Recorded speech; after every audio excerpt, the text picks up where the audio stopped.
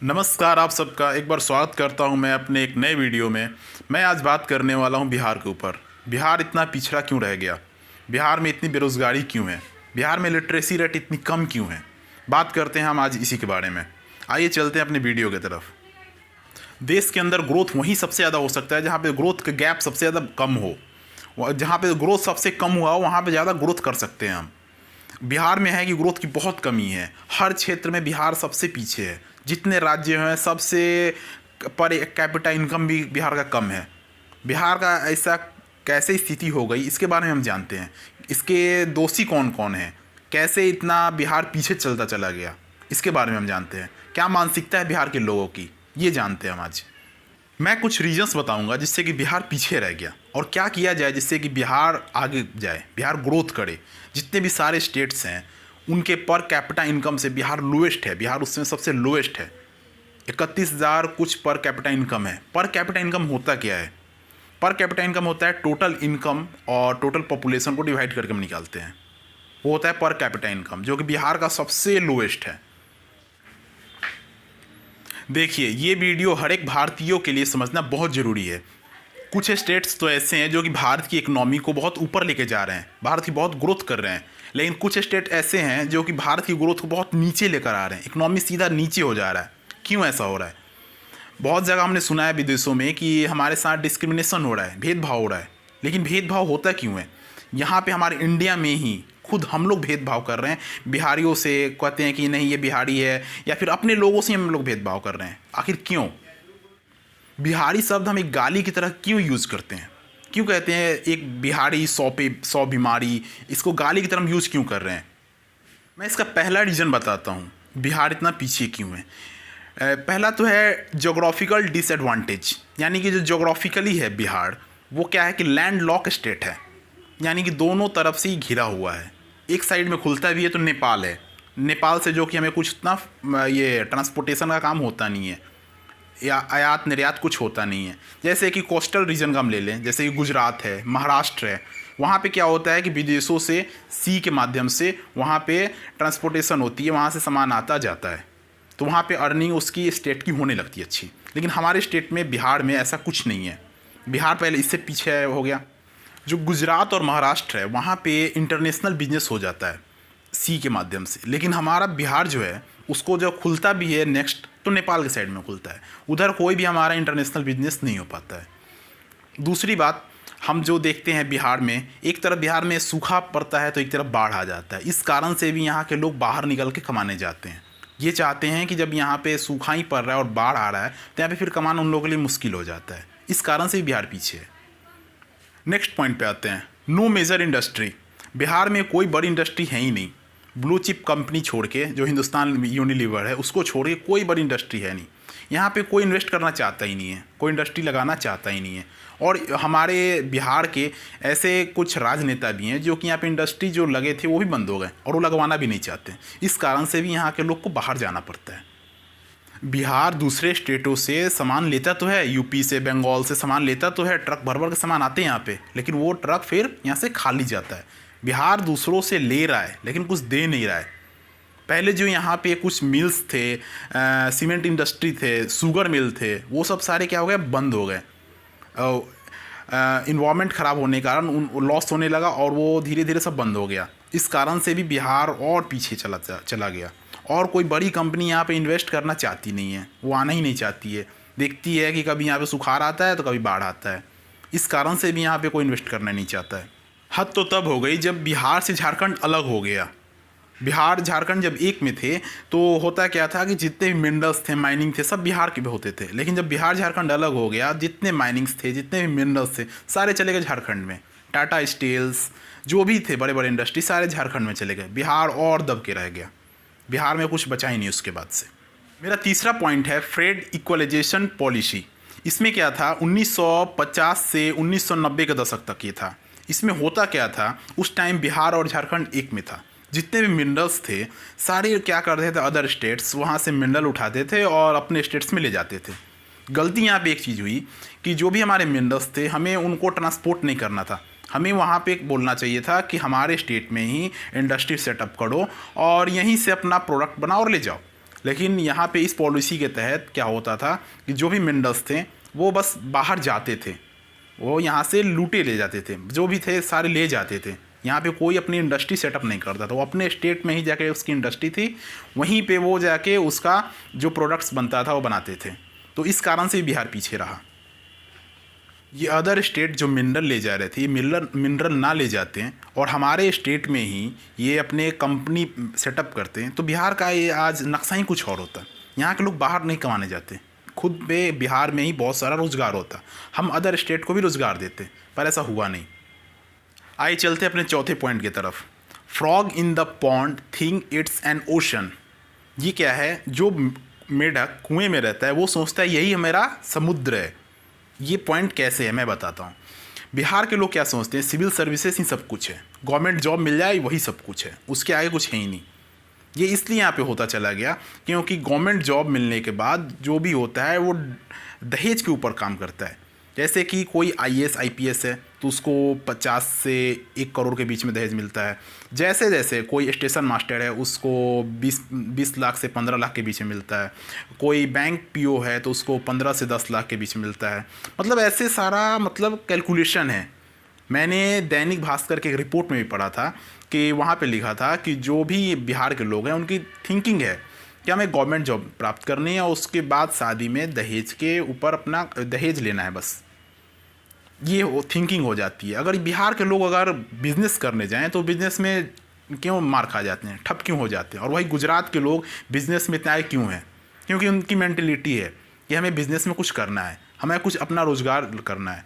इन बिहार के लोग हैं वो बस गवर्नमेंट जॉब पे ही फोकस करते हैं और गवर्नमेंट जॉब मिला तो अपनी लाइफ कैरियर सेटल हो गई। वो तो होता भी है, सच्चाई भी है कि गवर्नमेंट जॉब के बाद कैरियर सेटल हो जाता है। लेकिन उसके बाद ये भी है कि हर एक कोई की थिंकिंग यही बनते चली गई, प्रूफ के साथ एक सोशल प्रूफ मिलता चला गया कि हाँ आज इसके पास गवर्नमेंट जॉब है तो वो सेटल्ड हो गया।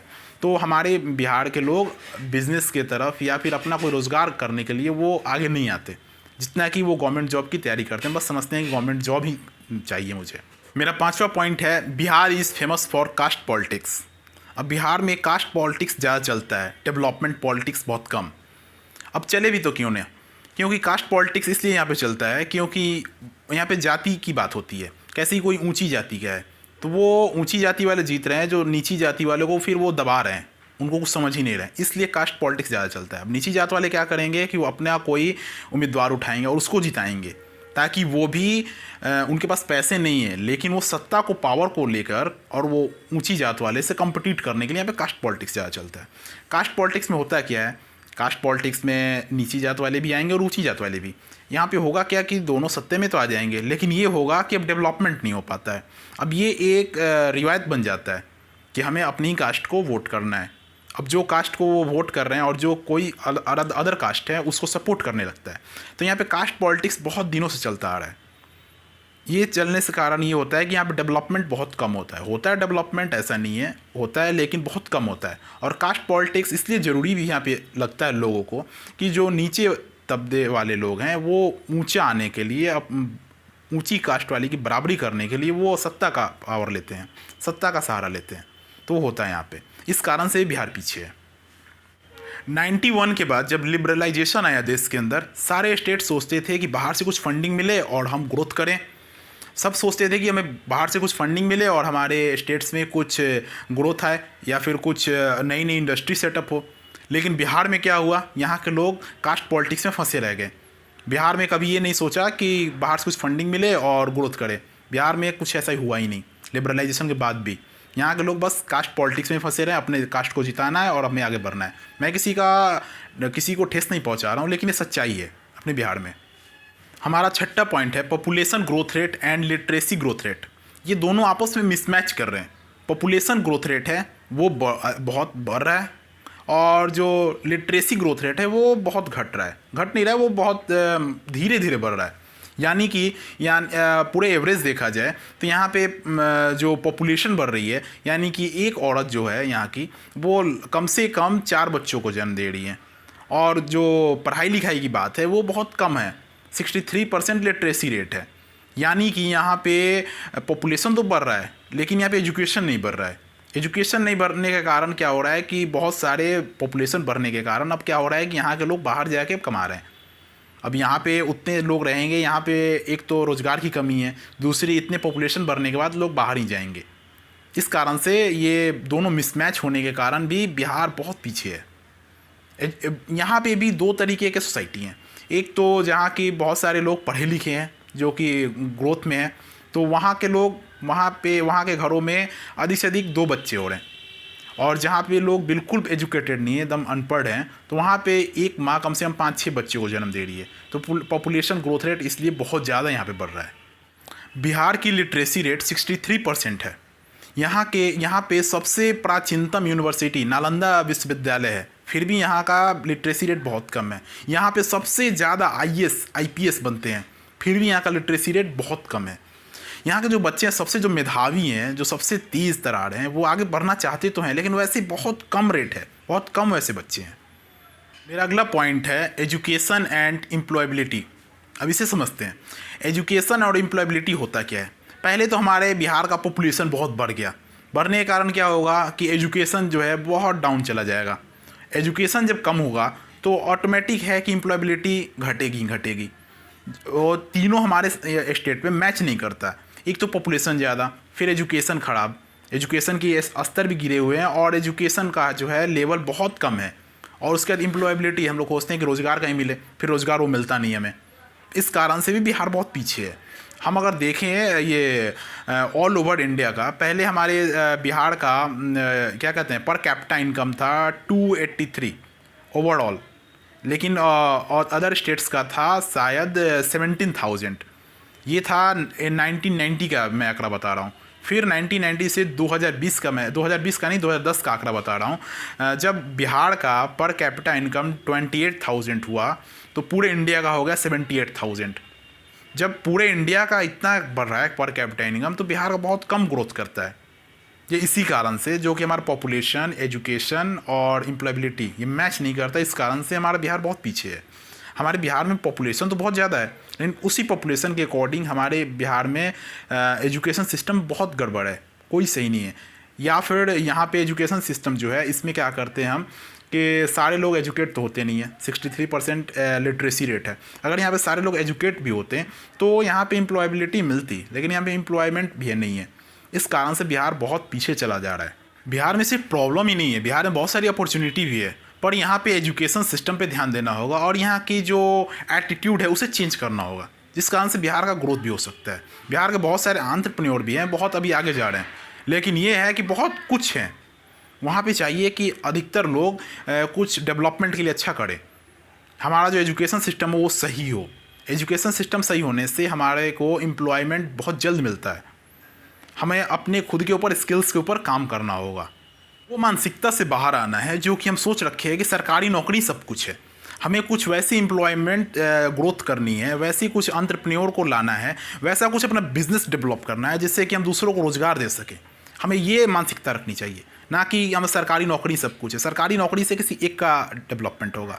अगर हम कोई बिजनेस करते हैं, किसी को जॉब देते हैं, किसी को नौकरी देते हैं, तो हमारे पूरे समाज का ग्रोथ होता है। हमें ये नहीं सोचना चाहिए कि हमारे अकेले का ग्रोथ हो, हमारे पूरे समाज का ग्रोथ हो, जिस कारण से बिहार आगे बढ़ेगा। हमारी अपनी सोच बदलनी चाहिए। हमारी अपनी सोच बदलनी भी होगी, तभी बिहार ग्रोथ कर पाएगा। और इस वीडियो को ज़्यादा से ज़्यादा आप देखें, शेयर करें, लाइक करें, कमेंट करें और प्लीज़ चैनल को सब्सक्राइब ज़रूर करें।